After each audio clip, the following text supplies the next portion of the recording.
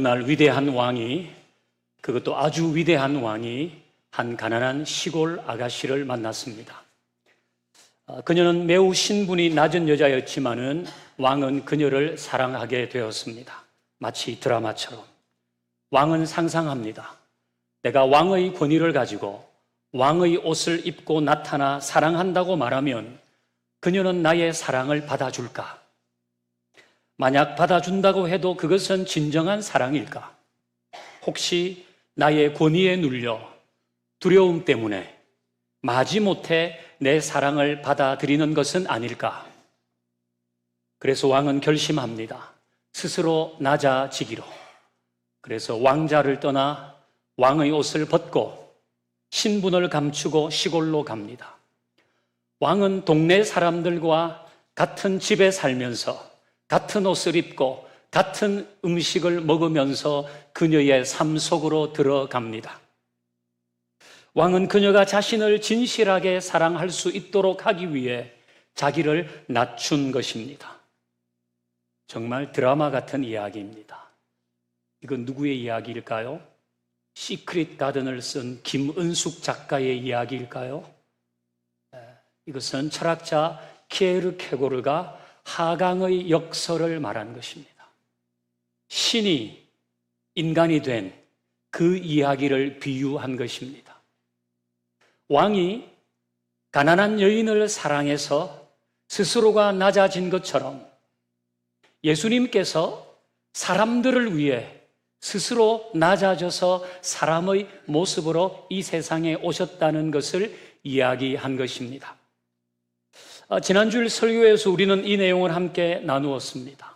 우리 지난주 설교 본문을 같이 한번 읽어봅니다. 시작. 그는 근본 하나님의 본체시나 하나님과 동등됨을 취할 것으로 여기지 아니하시고 오히려 자기를 비워 종의 형체를 가지사 사람들과 같이 되셨고. 아멘. 예수님은 하나님인데 스스로 낮아져 사람으로 이 세상에 오셨다는 것입니다. 그런데 이 구절 다음에 이어지는 내용을 보면 예수님이 사람의 모습으로 자신을 낮춘 것에서 멈추지 않습니다. 우리 그 다음 구절도 같이 읽어봅니다. 시작. 사람의 모양으로 나타나사 자기를 낮추시고 죽기까지 복종하셨으니 곧 십자가에 죽으심이라. 아멘. 예수님은 십자가에서 죽으셨습니다. 신이 인간이 된 것도 황송한데 신이 인간을 위해서 스스로 희생한 것입니다. 세상에 이런 종교는 없습니다. 신이 인간을 위해 희생하고 스스로 인간을 위해 제물이 되는 종교는 없습니다. 기독교가 유일합니다. 사람이 죽는 이유가 있죠. 자연사합니다. 나이가 들면 생리적으로 노화가 되고 만성질환 등으로 세상을 떠납니다. 사고사도 있습니다. 사고를 당해서 죽습니다. 그리고 매우 드문 경우 사형 선고를 받아 죽기도 합니다. 예수님은 왜 죽으셨을까요? 자연사입니까? 사고사입니까? 예수님은 그 드문 경우인 사형 선고를 받아 죽었습니다. 예수님의 죄목은 뭡니까? 한동안 이슈였던 내란, 외환 이런 겁니까? 아니면 강도살인, 인질치사 이런 것입니까? 아니요. 그럼 뭡니까? 이제 오늘 본문을 같이 보십시다. 같이 읽습니다. 시작. 의인을 위하여 죽는 자가 쉽지 않고 선인을 위하여 용감히 죽는 자가 혹 있거니와 우리가 아직 죄인 되었을 때에 그리스도께서 우리를 위하여 죽으심으로 하나님께서 우리에 대한 자기의 사랑을 확정하셨느니라. 아멘. 자, 연두색 글씨를 봅니다. 의인을 위하여 죽는 자가 쉽지 않고 선인을 위하여 죽는 자가 혹 있다. 이 얘기는 명분이 있는 죽음, 가치 있는 일을 위해서 자기를 희생하는 것, 그런 예들이 세상에 흔하지 않지만은 있다는 것입니다. 그러나 노란색 글씨를 보면 예수님은 왜 죽었나? 우리가 죄인 되었을 때에 우리의 죄를 대신해서 죽으셨다는 겁니다. 이 말은 예수님은 자기 죄 때문에 죽은 것이 아니라 우리의 죄 때문에 죽었다는 것입니다. 우리가 받아야 할 죄의 형벌을 예수님이 대신 받은 것입니다. 자, 우리의 죄를 위해서 예수님이 스스로를 희생하셨다. 이 우리는 누구입니까? 이 우리는 바로 여기 모인 우리입니다. 예수님은 여기에 모인 저와 여러분을 위해서 스스로를 희생했습니다. 하지만 많은 사람은 이 우리라는 범주에 자신을 넣지 않습니다. 죄는 종교적인 수사일 뿐, 내가 무슨 죄가 있다고 나를 죄인이라고 하지? 내가 무슨 죄가 있다고 예수님이 나의 죄를 위해서 죽으셨다고 하나? 도리어 반문합니다. 자, 이것은 칼 매닝거, 정신과 의사인 칼 매닝거가 쓴 책 제목입니다. 죄는 어디로 갔는가? 죄는 어디로 갔는가? 이 책이 의미하는 바는 뭘까요? 1번, 죄가 다 사라졌다. 죄 어디 갔어? 죄 다 없어졌네? 이런 의미일까요? 아니면 죄의 심각성이 사라졌다는 것일까요? 이 책은 죄라는 개념이 어떻게 사라지고 있는지를 탐구한 심리 또 사회과학적인 비평서입니다. 그러니까 칼 매닝거의 판단, 자기의 분석에 의하면 사람들이 죄를 죄라고 생각하지 않는다는 거예요. 그러니까 세계가 현대화되면 될수록 사람들은 죄를 죄라고 생각하지 않는다는 겁니다. 죄에 다른 이름을 붙입니다. 심신미약, 불우한 환경 탓, 판단 오류, 극심한 스트레스, 심리적 불안감 등을 가지고 죄를 대체합니다. 사람을 죽이고 심신미약이었다고 합니다. 지하철에 불을 지르고 극심한 스트레스 때문이라고 합니다. 죄를 죄로 인정하지 않아요. 아무도 자신을 죄인이라고 생각하지 않아요. 단지 죄를 하나의 정신적인 결함이나 심리적인 왜곡으로 취급하는 것입니다. 매닝거 박사는 이것이 현대사회의 큰 위기를 초래할 것이라고 했습니다. 우리는 실제로 그런 위기를 맞이하고 있습니다. 하지만 성경은 모든 사람이 죄를 지었다고 말합니다. 그 성경의 진술대로 하면 우리는 다 죄인입니다. 저도 여러분도. 그럼 성경은 왜 모든 사람이 죄인이라고 할까요? 그것은 우리 안에 있는 죄의 본성 때문입니다. 사람에게 있는 죄의 본성, 그것 때문이에요. 우리 학교 다닐 때 성선설과 성악설을 배웠습니다. 사람은 태어날 때부터 선하게 태어난다. 아니면 사람은 태어날 때부터 악하게 태어난다. 성경은 순자의 성악설을 지지합니다. 물론 태초의 아담과 하와는 선하고 완전한 상태였지만 그들이 타락한 이후 사람의 본성은 악해졌습니다. 악한 본성을 가지고 태어납니다. 1983년 노벨 문학상을 받은 사람은 윌리엄 골딩입니다. 왜 기억하는가? 그때 제가 대학 1학년 때거든요. 새내기. 또 그때는 그해 노벨 문학상 누가 받았는지 이 정도는 알아야지 교회에서 좀 있는 오빠처럼 할 수 있었잖아요. 참 상큼한 시절이었습니다. 이 윌리엄 골딩이 파리 대왕이라는 책을 썼는데요. 이 책은 노벨 문학상 수상작은 아니지만 수상자가 쓴 작품입니다. 이 파리는 프랑스 파리가 아니라 모기, 파리 할 때 파리입니다. 여기서 파리라고 하는 것은 인간 안에 있는 원초적인 악, 사탄적인 본성을 은유한 것입니다. 그러니까 파리 대왕하면 영어로 The Lord of Flies인데 이걸 히브리 말로 번역하면 바알세붑입니다. 신약 성경에 나오는 귀신의 왕이라고 했던 바알세붑이에요. 그러니까 이 윌리엄 골딩은 인간 안에는 원초적인 악, 그야말로 사탄적이라고 할 만한 본성이 있다는 거예요. 이 책의 내용은 소년들이, 그 천진난만한 아이들이 얼마나 폭력적으로 변할 수 있는지를 보여줍니다. 인간의 본성이 악하다는 거예요. 여러분, 사람이 나쁜 일을 배우는 데는요, 레슨이 필요하지 않습니다. 그냥 됩니다.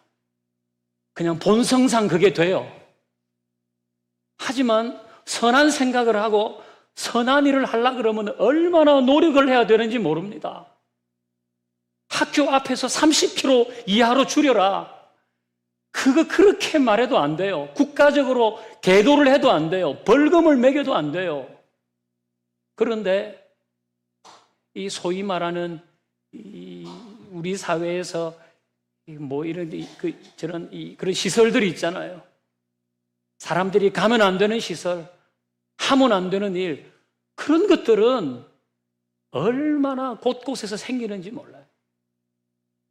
선한 생각을 하고 선한 일을 하려고 그러면 애를 써야 돼요. 야, 정짓해, 정신 차려라. 네가 그런 생각해서 되겠냐? 그런데 악한 일은 그냥 돼요. 안 배워도 돼요. 인간의 본성이 악하기 때문입니다. 이 죄의 본성은 온갖 종류의 부도덕과 흉악한 죄들을 쏟아냅니다. 아들이 아버지를 죽여달라고 돈을 내고 갓 태어난 아이를 재활용 봉투에 넣어버립니다. 보험금 때문에 남편과 아이를 살해합니다. 여러분, 따지고 보면요, 우리도 칼을 들고 사람을 찌르지 못했을 뿐이지 우리에게 있는 죄의 본성은 그 사람을 죽이고 싶도록 미워합니다. 우리도 강도처럼 무엇을 뺏지 못했을 뿐이지 내 속에 있는 죄의 본성은 다 가지고 싶습니다.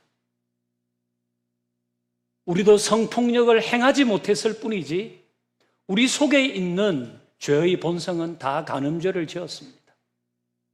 그게 인간입니다. 만약 아무도 보는 사람이 없고 완벽하게 숨길 수 있었다면 우리도 다 죄 지었을 겁니다. 아무도 보는 사람이 없어요. 완벽하게 숨길 수 있다고 하면 우리는 본성상 그 죄를 향해서 걸어갈 수밖에 없는 자들입니다. 자, 이런 죄의 본성은 죄된 행동을 만들어요. 그러니까 인간은 어떤 죄를 지었기 때문에 죄인인 것이 아니라 본래 죄인이기 때문에 죄를 짓는 거예요. 성경은 이 죄의 본성으로부터 나오는 죄들이 있다고 말합니다. 예를 들면 살인, 간음, 도둑질, 거짓말, 탐욕, 음란한 생각, 미움, 위선, 교만, 시기, 비방, 분노, 게으름, 사치. 아직도 안 끝났어요. 부정한 이익을 추구하고 부모를 공경하지 않고 선을 행할 능력이 있으면서 행하지 않고 우상 숭배와 불신앙 등등을 성경은 죄라고 합니다. 가만히 따지고 보면 이 중 상당수는 세상 법정에서도 죄입니다. 단지 성경은 이것들을 좀 더 철저하게 다룬다는 거예요. 그래서 여러분 중에는 나도 이런 죄를 지었구나, 그렇게 인정하는 사람이 있을 것입니다. 하지만 칼 메닝거가 우려했던 것처럼 이게 뭐 죄야? 그 스트레스 때문에 그런 거 아니야? 그거 심리적으로 불안해서 그런 거지. 그건 조울증이라고. 그건 나만 하냐? 다른 사람 다 하는데 왜 그걸 죄라고 하지? 그렇게 애써 부인하고 싶은 사람도 있을 것입니다. 하지만 인정하든지 부인하든지 분명한 것은 죄의 형벌을 피할 수는 없다는 것입니다. 죄에는 형벌이 있습니다. 우리가 지은 죄도 거기에 상응하는 형벌을 받아야 그 죄과가 없어집니다. 사람들 중에는 안 들키면 되는 것 아니야? 이런 생각을 하죠. 들키면 죄이지만은 안 들키면 죄가 아니에요. 그냥 넘어간다는 거예요. 이 세상 법정에서는 가능한 논리입니다. 검사 앞에서도 이런 논리는 가능합니다. 그러나 하나님의 법정에서는 통하지 않아요. 세상 법정에서는 사형이 최고형입니다. 죽으면 그것으로 모든 죄의 형벌이 끝납니다. 하지만 하나님의 법정에서는 죽은 후에도 심리는 계속됩니다. 죽는다고 끝나지 않아요. 그래서 히브리서 9장 27절은 우리에게 알려줍니다. 한 번 죽는 것은 사람에게 정해진 것이요, 그 후에는 심판이 있다. 사람은 다 죽는다는 거예요. 자, 저를 한번 따라 하십시다. 나는 죽는다. 나는 죽는다. 안 따라한 사람도 죽습니다. 사람은 다 죽어요. 근데 죽음으로 모든 것은 끝나지 않아요.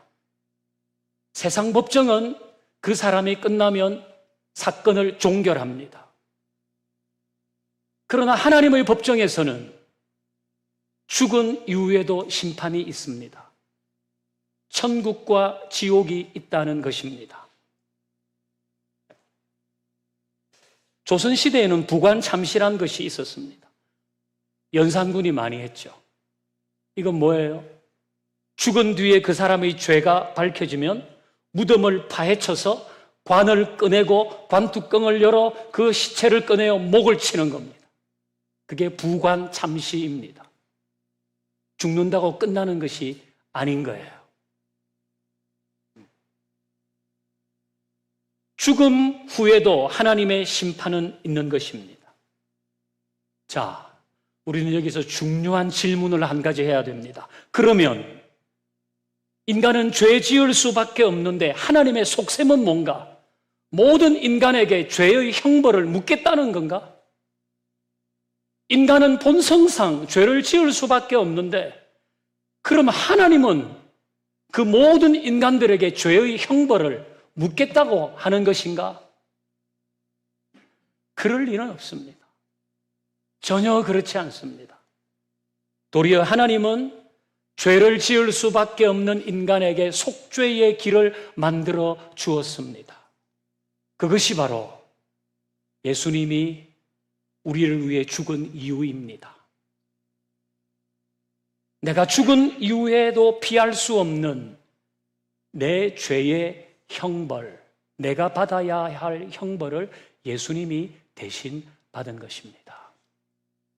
이것이 십자가입니다. 그래서 교회는 십자가를 세웁니다.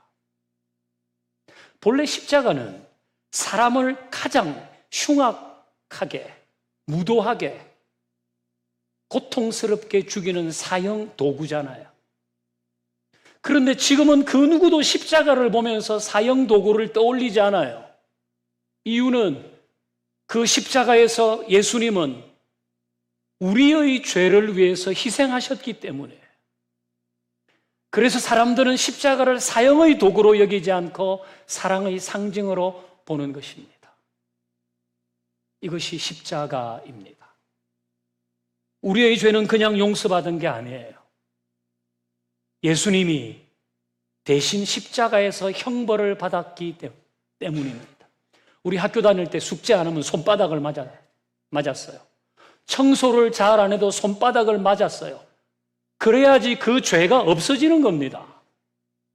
민법, 상법, 형법상의 죄를 지으면 사회봉사를 하든지 벌금을 내든지 구금형을 받아야 되는 겁니다. 그래야지 그 죄가 없어지는 겁니다.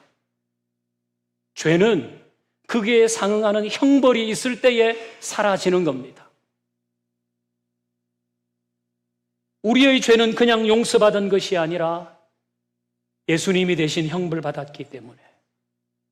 여러분, 예수님은 교수형을 당한 게 아닙니다. 전기 의자에 앉아서 죽은 게 아닙니다. 예수님은 십자가에서 죽었습니다. 자, 우리 마가복음 15장 15절을 한번 보는데, 저는 이 구절을 보면 예수님이 얼마나 고통스럽게 죽었을까가 상상이 돼요. 자, 빌라도가 무리에게 만족을 주고자 바라바는 놓아주고 예수는 채찍질하고 십자가에 못 박히게 넘겨주었다 그래요. 이 빌라도는 정치인입니다. 빌라도가 무리에게 만족을 주고자, 정치인인 빌라도는 지금 이 무리들이 아우성을 치니까 이 무리들을 잠재우기 위해서는 예수에게 채찍질을 하고 십자가형을 선언하는 것이 자기에게 이익이 될 거라고 생각한 거예요. 그래서 채찍질이 시작됐습니다. 이 당시의 채찍은 인디아나 존스에 나오는 그 긴 채찍이 아니에요. 우리가 어릴 때 팽이치기 할 때 이거 있잖아요. 그런 손잡이에 그 짧은 6개의 가죽끈이 달려있고 그 가죽끈 끝에는 짐승의 뼈나 쇠 조각이 붙어 있어요. 그러니까 건장한 로마의 군인이 그걸로 등을 내려친다고 하십시다. 그럼 그 쇠 조각이나 동물의 뼈가 다 살에 박히는 거예요. 그리고 그걸 떼내면 살점과 함께 피가 쏟아져요. 서너 번만 맞으면 등뼈가 보일 정도입니다. 그런데 이걸 빌라도는 무리가 만족할 만큼 하라고 한 거예요. 야, 됐어. 저 정도 때렸으면 됐지. 야, 이제 좀 쏘기 후련하네.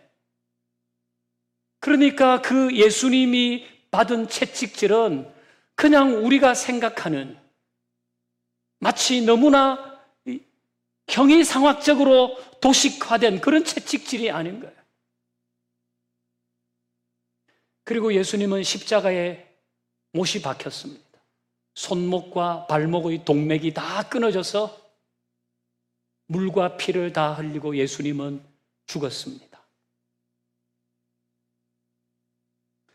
왜 예수님은 이런 끔찍한 형벌을 받으셨을까요? 석가모니나 공자처럼 좀 품위 있게 인간 구원을 설파할 수는 없었을까요? 왜 예수님이 이렇게 끔찍하게 죽어야 했을까요? 그것은 내 죄값을 치르기 위해서입니다. 내 죄를 용서하기 위해서입니다. 십자가는 우리를 향한 하나님의 사랑이자 내가 받아야 할 형벌을 예수님이 대신 받은 곳입니다. 다른 종교는 죄를 없앨 방법을 알려줍니다. 고행을 해라, 수행을 해라, 선행을 해라, 뭘 바치라. 그러나 예수님은 자신을 희생하여 우리의 죄를 씻어줬습니다. 내가 뭐라고? 내가 뭐 그렇게 대단한 사람이라? 나같이 경건치 않은 자를 위해서 예수님은 자기를 희생한 것입니다. 죄는 값을 치러야 없어지는 겁니다. 그래서 예수님이 값을 치른 거예요. 저는 이 예수님과 여러분이 상관 있기를 바랍니다. 이 예수님을 더 알아가기를 바라고 이 예수님을 더 온전히 믿기를 바랍니다. 누군가는 여전히 말할지 모릅니다. 나는 죄가 없다고, 나는 아직 믿을 준비가 안 됐다고, 나는 아직 예수님이 내 대신 죄의 형벌을 받았다는 것 잘 받아들이지 않는다고. 그럴지라도 여러분, 예수님은 여러분에게 두 팔을 벌리고 계십니다. 우리를 구원하시기 위해 우리의 죄를 사하시고 우리 인생에 소망을 주시려고 예수님은 기다리시죠. 저는 여러분들이 이 예수님을 더 깊이 알아가기를 바라고 이 예수님을 믿어 영원한 하나님의 나라를 소유하게 되기를 바랍니다. 이제는 저를 따라서 한번 기도해 주시겠습니까?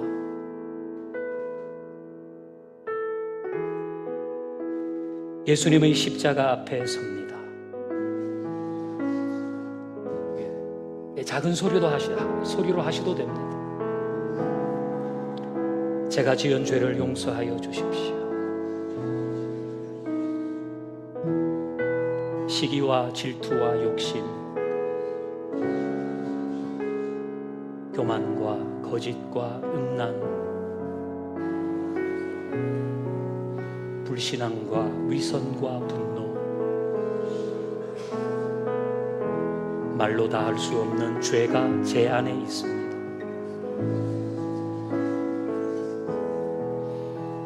이 죄를 사하기 위해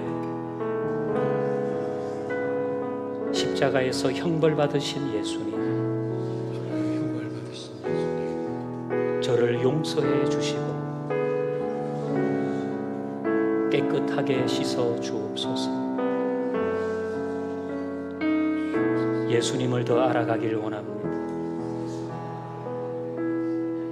내 인생을 인도해 주십시오. 예수님의 이름으로 기도합니다. 아멘.